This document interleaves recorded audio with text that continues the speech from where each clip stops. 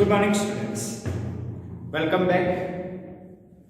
In the previous lecture, we have discussed some MCQs related to our chapter number 30, probability. Conditional probability related ઘણા questions હતા. Now, we are going to discuss the questions related to independent events. What do you mean by independent events?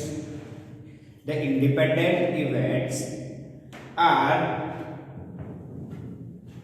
events which are not dependent to each other. मतलब કે first event occur થાય કે ના થાય એને બીજી event સાથે કોઈ લેવા દેવા ન હોય. અને એની condition શું? The condition to check out if two given events are independent or not.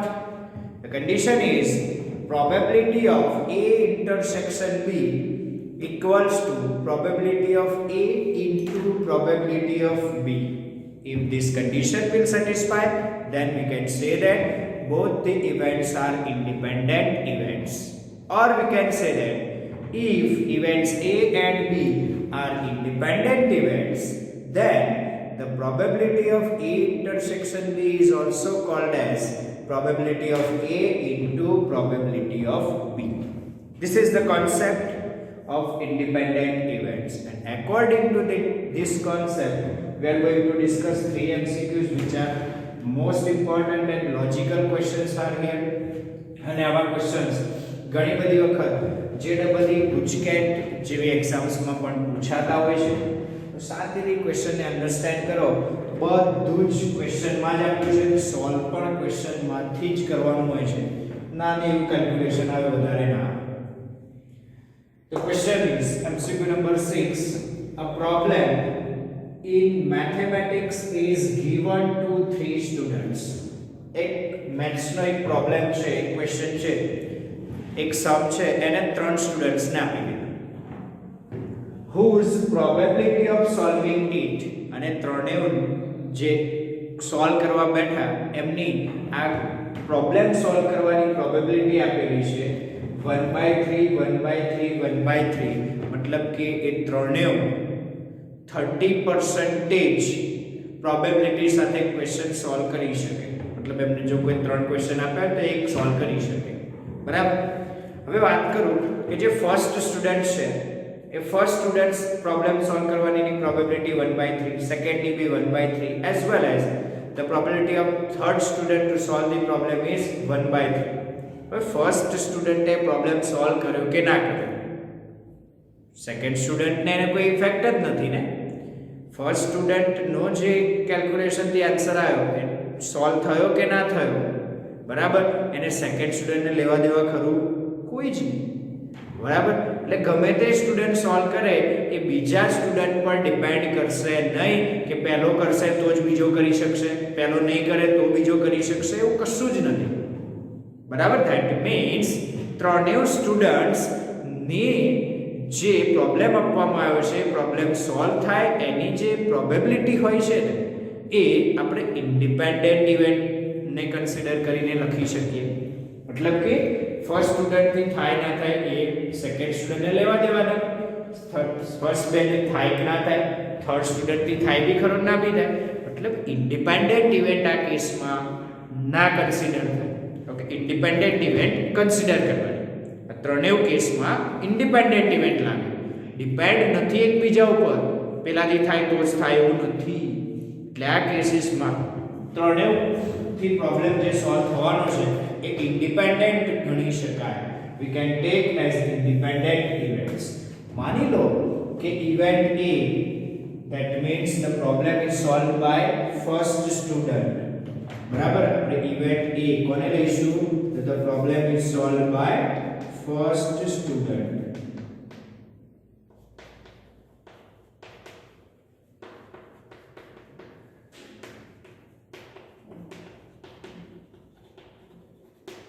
Same way, event B, problem is solved by second student, and event C, that means problem is solved by third students. અને આ ત્રણેય event independent છે A, B અને C. કેમ? કોઈને લેવા દેવા નથી. That means depend નથી, that means independent. Here three events are independent events. અને હવે જુઓ, the probability that at least one of them solves the problem is, at least one of them, at least one of them means one or more than one students can solve this problem. એક student solve કરે તો બી ગણવાનું, બે student થી problem solve થાય તો બી ગણવાનું, અને ત્રણ students થી પ્રોબ્લેમ સોલ્વ થાય એ પણ આપણા રિક્વાયર્ડ પ્રોબેબિલિટી માં લેવાનું. at least one of them, at least one of them નો મતલબ જ એ થશે કે one or more than one student can solve this problem. પહેલો સ્ટુડન્ટ કરે બાકીના બે ના કરે, બીજો સ્ટુડન્ટ કરે પહેલા બે ના કરે, પહેલો ને ત્રીજો ના કરે, ત્રીજો સ્ટુડન્ટ કરે પહેલો ને બીજો ના કરે, માની લો પહેલા બે કરે ત્રીજો ના કરે, પહેલો ને ત્રીજો કરે બીજો ના કરે, બરાબર. એ જ રીતે બીજો ને ત્રીજો કરે પહેલો ના કરે, અને ત્રણે ત્રણ કરી દે, મતલબ કે ટોટલ 7 પ્રોબેબિલિટીઝ તમારે કેલ્ક્યુલેટ કરવાની, બરાબર. અને પછી તમારો ફાઇનલ આન્સર. બટ એટલું લાંબુ કેલ્ક્યુલેશન કરવું એના કરતા એક વસ્તુ એવી વિચારી શકાય, you can think about it, કે ટોટલ પ્રોબેબિલિટી શું હોય આ ઇવેન્ટની, તો કે 1, બરાબર. પોસિબિલિટીઝ જેટલી બી હશે એ બધાનું પ્રોબેબિલિટીનું સમેશન કરીએ તો 1 થાય. એમાં એક પોસિબિલિટી એવી છે જેમાં ત્રણ સ્ટુડન્ટથી આ પ્રોબ્લેમ સોલ્વ ના થાય, ત્રણ સ્ટુડન્ટથી પ્રોબ્લેમ સોલ્વ ના થાય, ધેટ મીન્સ પ્રોબ્લેમ સોલ્વ થયો નથી. એક કરે, બે કરે કે ત્રણ કરે, અધરવાઇઝ એકેથી ના થાય. પણ આપણે શું જોઈએ છે, એકથી થવો જોઈએ, બેથી થાય યા ફિર ત્રણથી થાય, એની બધાની પ્રોબેબિલિટીનું સમેશન જોઈએ છે. તો તમારી રિક્વાયર્ડ પ્રોબેબિલિટી કંઈક આવી બનશે. જો તમે થોડુંક વિચારશો ને તો કેલ્ક્યુલેશન નાનું બનાવવું હોય તો required probability equals to total પ્રોબેબિલિટીમાંથી એ પ્રોબેબિલિટી કાઢી નાખો જે ત્રણેયથી પ્રોબ્લેમ સોલ્વ ના થઈ શકે. ત્રણેયથી ના થયો મતલબ કોઈ એકાદાથી તો થઈ જ ગયો છે, at least one of them will solve this problem. ત્રણેયથી પ્રોબ્લેમ સોલ્વ ના થયો, that means the problem is not solve. Required probability ની વાત કરું તો પ્રોબ્લેમ ઇઝ નોટ સોલ્વ ને 1 માંથી સબટ્રેક્ટ કરો એટલે પ્રોબ્લેમ ઇઝ સોલ્વ. સીધી વાત છે. Problem is solve, that means problem is not solve એને 1 માંથી સબટ્રેક્ટ કરો, બરાબર. પ્રોબ્લેમ સોલ્વ થયો અને પ્રોબ્લેમ સોલ્વ ના થયો એ બંનેની પ્રોબેબિલિટીનું એડિશન 1 થાય. શું થાય બેટા? 1 થાય. મતલબ problem is solve, that means 1 minus problem is not solve, અને નોટ સોલ્વ એટલે એકેથી ના થયો. At least one of them means 1 થી 2 થી 3 થી થયો, અધરવાઇઝ 0 થી ના થયો એવો એક કેસ છે જેને આપણે કાઢી નાખ્યો 1 માંથી. એટલે આ ત્રણે કે બે ઇન્ડિપેન્ડન્ટ ઇવેન્ટ છે. શું છે બેટા? A, B અને C ઇન્ડિપેન્ડન્ટ હોય તો A dash, B dash, C dash also independent. ધ્યાન રાખજો, આ લોજિક પણ સમજવાનું. A, B અને C ઇન્ડિપેન્ડન્ટ ઇવેન્ટ છે, A dash, B dash and C dash also independent events. In that case, we can write 1 minus probability of A dash into probability of B dash into probability of C dash. Clear? Why? Because A, B and C are independent events. In that case, A dash, B dash and C dash also independent events. Therefore, we can find 1 minus 1 by 3 into 1 by 3 into 1 by 3. 3 3s are 9, 3s are 27 minus 1. 26 by 27 is our answer. Option D is correct. Our right answer is option D. કેમ આવ કેવી રીતે આવ clear છે? આના જેવો જ similar question, same type of question. Question number 7 is that. See the question. The question is, a problem in mathematics is given to 3 students. નામ આપે છે A, B અને C. and the respective probability of solving the problem, અને એ problem solve કરે એની probability આપેલી છે. Probability of A is 1/2, probability of B is 1/3 and probability of C is 1/4. મેં event એના એ જ એઝ્યુમ કરી છે. Event A, problem is solved by student A. સ્ટુડન્ટનું નામ આપ્યું છે એટલે આપણે A લખીશું. તો શું લખશો તમે અહીંયા બેટા? Let assume event A, that means the problem is solved by student A. Event B, the problem is solved by student B. And event C, the problem is solved by student C. That means probability of A is 1/2, probability of B is 1/3 and probability of C is 1/4. Now the required probability, the probability that the problem is solved. Problem solve થઈ ગયો એની probability. આ ક્વેશ્ચનમાં આ ક્વેશ્ચનમાં difference દેખાય છે ના? Problem solve થઈ ગયો એની probability મતલબ પ્રોબ્લેમ સોલ્વ થઈ ગયો એની probability, that means 1 minus problem is not solved. 1 minus problem is not solved. Therefore the required probability, and problem not solved એનો મતલબ શું? 1 minus probability of problem is not solved.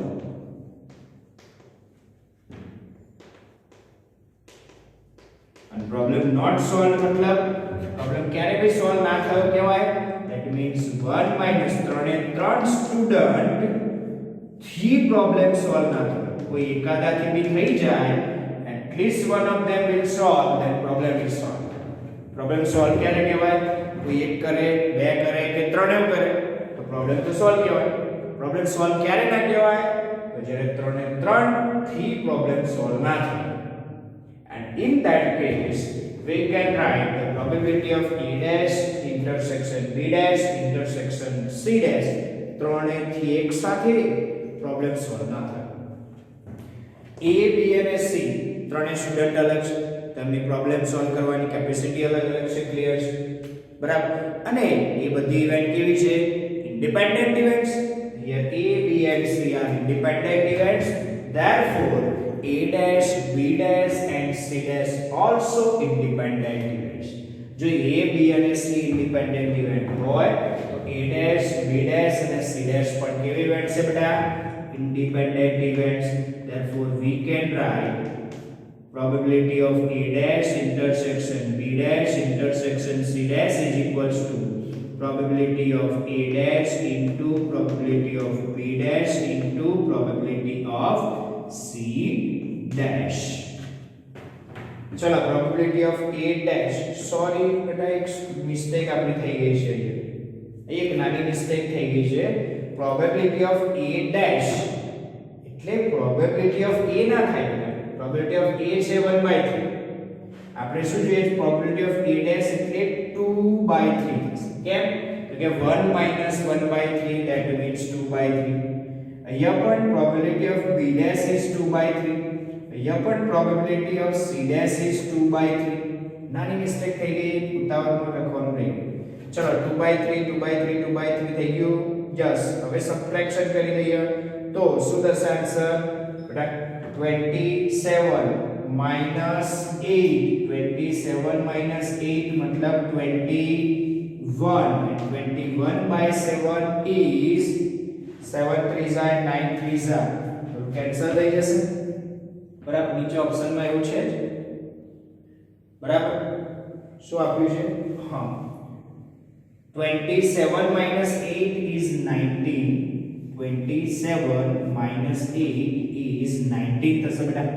27 minus 8 is 19. Therefore option B is correct, not D. This my mistake, એક નાની mistake જો. probability of A dash, B dash અને C dash જોઈએ છે. તમને આપેલી છે probability of A, probability of B and probability of C. આ ત્રણેયની probability છે 1/3. Therefore probability of A dash, probability of B dash and probability of C dash equals to 2/3. 1 minus 1/3 means 2/3. Same here. આમાં પણ એવું જ થશે જો. જો probability of A આપેલી છે તો પ્રોબેબિલિટી ઓફ A dash શું થાય? Probability of A dash means 1 minus 1/2 એટલે 1/2. Probability of B dash, probability of B dash means probability of B એને 1 માંથી સબટ્રેક્ટ કરો એટલે 2/3. અને એ જ રીતે probability of C dash means 3/4. ફરી એકવાર ધ્યાન દોરજો બેટા. ધ્યાન રાખજો કે ઉદાહરણમાં અહીંયા 1/3 લખ્યું બટ એ નથી. 1/3 નહીં આવે 2/3 આવશે. કેમ? એટલે 1/3 તો પ્રોબ્લેમ સોલ્વ કરી શકે એની પ્રોબેબિલિટી છે. અને આપણે problem not solve by student A is 1/3 નહીં પણ 2/3. કેમ? કે 1 minus 1/3 that means 2/3. Probability of B dash means 1 minus 1/3 2/3. Probability of C dash means 1 minus 1/3 2/3. Solve કરશો એટલે 19/27 correct answer. Same here. Probability of A dash means 1 minus 1/2 1/2. Probability of B dash 1 minus 1/3 2/3. And probability of C dash means 1 minus 1/4 3/4. Calculate કરશો બેટા તો 4 3s are 12 2s are 24. નીચે આવશે 24 LCM. અહીંયા 24 minus 6 24 minus 6 કરશો એટલે 18 અને 18 એટલે 6 3 જા 6 4 જા એટલે 3/4. આન્સર આવશે 3/4. Option A is correct. 3/4 that means option A is correct. Clear થઈ ગયું આ લોજિક? તો પ્રોબ્લેમ સોલ્વ થાય at least one of them will solve. બંને વસ્તુ સેમ છે બરાબર. ધ્યાન રાખવાનું ઉત્તરમાં આ મિસ્ટેક ના થાય એમ. ખ્યાલ આવી ગયો? ચલો next MCQ number 8 which is also important MCQ. now MCQ પૂછાય. શું છે question? The probability that A speaks true is 4/5.